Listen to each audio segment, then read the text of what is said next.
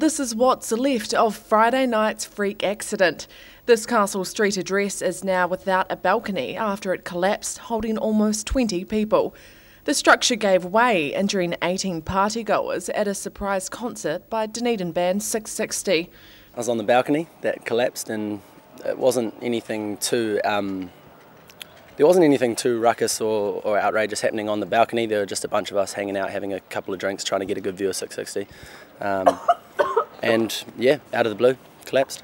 Students scaled buildings and overloaded balconies to get a view of the group performing. Kapia says there were around 10 to 15 people on the deck at the time of its collapse, even though it was built to withstand only 8. He remembers the incident vividly. A lot of people were pretty banged up. 2 guys who were definitely, clearly in a lot of pain, and 1 girl who could hardly move. And then the rest of us just had kind of minor, bruises, bumps and bruises and stuff. The government's ordered an investigation into the case, which is also being scrutinised by local authorities. 1 person remains seriously injured in hospital locally, and another has been transferred to Christchurch with a broken back. Students say the accident was inevitable, but they still can't believe it happened.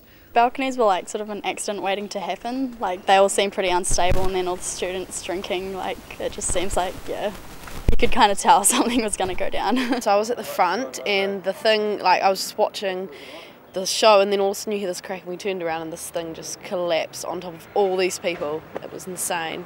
18 people were initially treated at Dunedin Hospital's emergency department.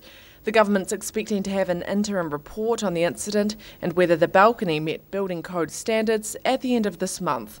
Annabelle Dick, 39, Dunedin News.